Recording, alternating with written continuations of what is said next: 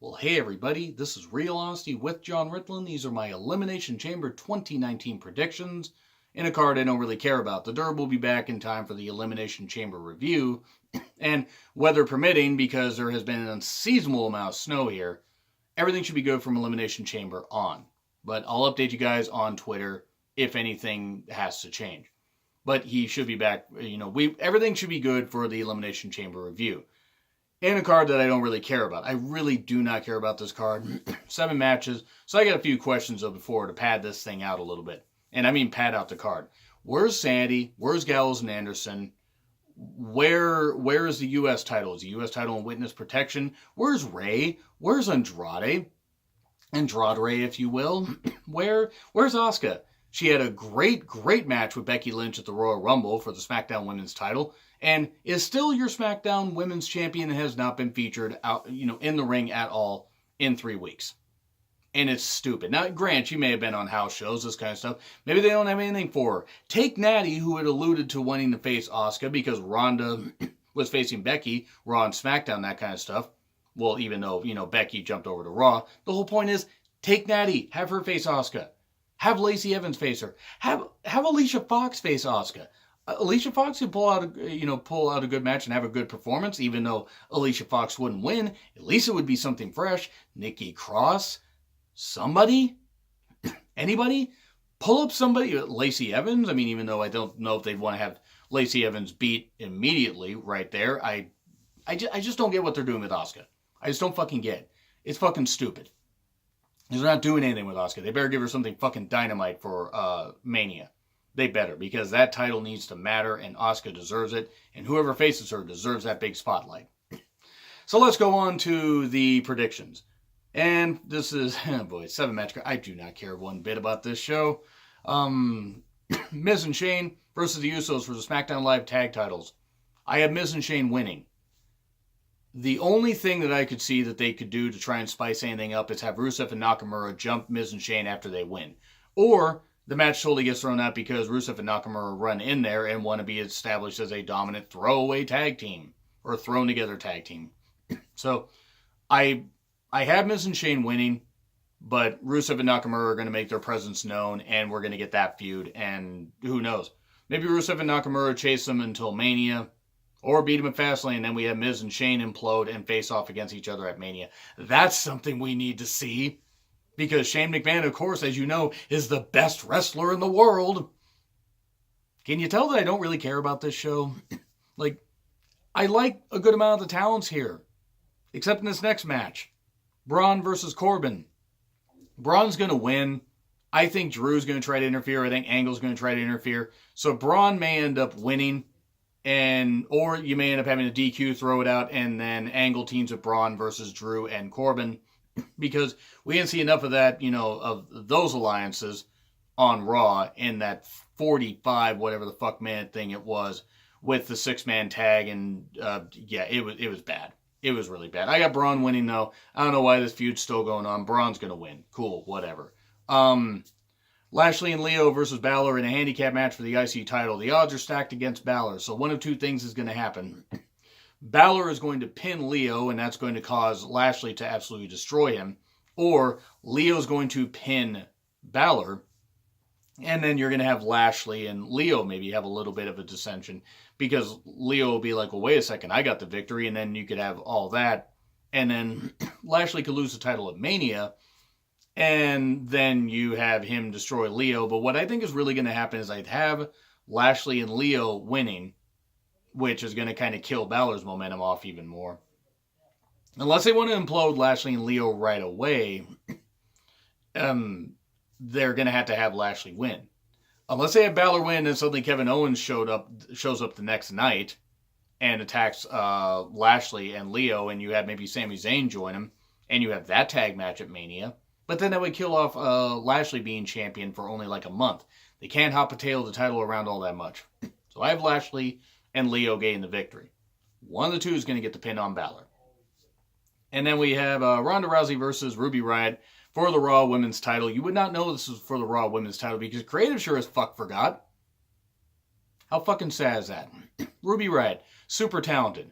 Ronda, super talented in the ring, piece of shit person outside of it, but whatever. Still, this should be a feud that, hey, even if it's just going to be a one-off, should be something that you build towards. And no, they haven't. They've been making Ruby Riott an afterthought. I hope it's at least a 10 to 15-minute match, and Ruby gets in a lot of offense to establish the fact that she can actually wrestle. Because she can. And a lot of people remember that, but creative sure as fuck doesn't seem to care. I think Ruby's going to end up getting beat pretty handily, sadly, even though I think she should be able to put up a good fight. But also, you're going to have Charlotte at ringside, or, in the crowd and everything. She'd have her front row seat. Becky's going to be in a disguise, and she's going to attack Charlotte, and you're going to have that and everything, which is going to lead more to this three-way happening. Because we couldn't have one-on-one, because no, Becky versus Ronda isn't something that could sell tickets according to Vince. Please fucking retire, you stupid old crotchety fuck McMahon. That wouldn't appeal to Vince, because Vince is his sports entertainment pal. They'll listen to what I have to say. Or they'll tune out in record numbers and the ratings will continue to slide because you're a fucking piece of shit and a goddamn ridiculous idiot and you're not a genius. But anyway, I digress. Ruby is going to lose, sadly. And they're going to build more with Ronda, Charlotte, and Becky. Becky is going to keep showing up. And then she's going to show up at Ric Flair's birthday celebration and really make it known. One way or another, Ronda's winning and there's going to be some kind of shenanigans going on afterwards. Buddy Murphy versus Akira Tozawa for the Cruiserweight title. Buddy Murphy. Is that going to take that long? It's going to be a good match. I think it's going to be really good. I don't know who's going to beat Buffy. I don't know who's going to beat Buffy Murphy. It'd be interesting to have him be a vampire slayer. I don't know why that would be interesting. The vampire slayer from Down Under. That sounds kind of dirty. It sounds like a film I saw once. But Buddy's going to win. Maybe you have Noam Dar beat Buddy Murphy. I'm not really sure. That would be pretty interesting. But Akira and him will have a good match. I just cannot imagine a scenario where Akira wins.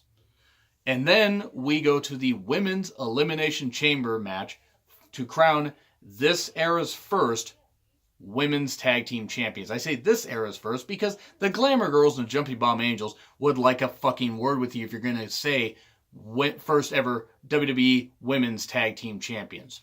Yes, I know it was back in the WWF days, but semantics. Let's go on with that. Just all the rage over this. Honestly, I don't really care much about this match unless two teams do win because they don't deserve it. But let's go through teams. Nia and Tamina, Liv and Sarah representing the Riot Squad, Mandy and Sonya, the Iconics, Bayley and Sasha, Naomi and Carmella. Now, apparently, Sasha re-aggravated a shoulder injury. And WWE released this just before on their Twitter, just before I started doing these predictions.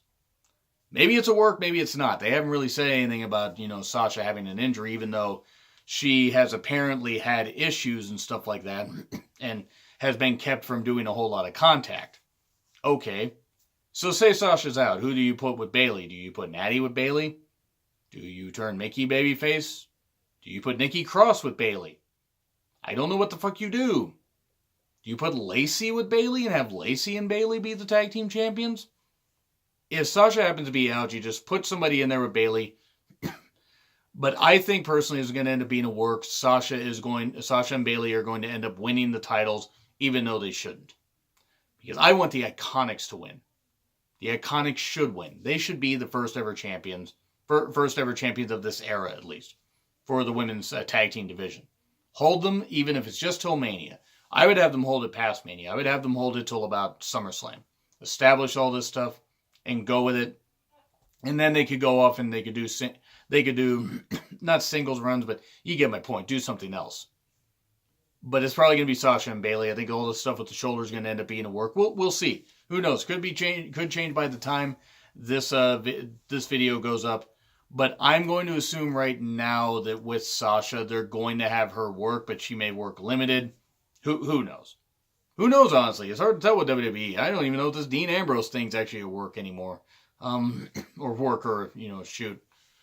But I have Sasha and Bayley winning, though I want the Iconics to win. If the Iconics win, I'm wrong about this. I absolutely hope that I hope they pull it off because they fucking deserve it. Nia and Tamina, they have no business being in a wrestling ring. Tamina's always getting injured. She doesn't deserve it. Nia sure as fuck doesn't deserve it. And Tamina's going to end up being the bigger one of the team because Nia is a 300.5-ounce Samoan woman. And I'm never going to let that, slide. I'm never going to let that slide. But yeah, that's going to end up happening. Bayley and Sasha are going to end up winning. Hooray! I mean, that would mean they would go from number... Because, by the way, Mandy and Sonya and Bayley and Sasha start out the match. I really hope the Iconics win. I really hope I'm wrong about this. And then we have the WWE Championship Elimination Chamber match for the men's. Daniel Bryan, AJ Styles, Randy Orton, Samoa Joe, Jeff Hardy, and Kofi Kingston. Originally, Ali was supposed to be in this, but Ali was not in this. And Ali's not in this because of an eye injury. And I'm sure other lingering injuries. Here's what's going to happen. It's going to be Daniel Bryan winning. AJ and Orton are going to feud in the Mania, which should actually be a pretty fun feud. I don't know what the fuck's going on with this. I don't know who Daniel Bryan faces. Maybe Mustafa Ali at Mania. Something like that. They could build to that. Andrade and Ray probably should be involved somehow. Have it be a forward. I don't know what they're going to do here. Daniel Bryan's going to win. It's going to be a good match. But I don't really care about this. So if I don't care, why should anyone else? Honestly, I'm trying here, but these predictions, it's just such a lazy card. That's why I gotta say, leave your predictions in the comments. Like, share, subscribe, Twitter handle in the description. It's been Real Honesty with John Ritland. I will see you soon.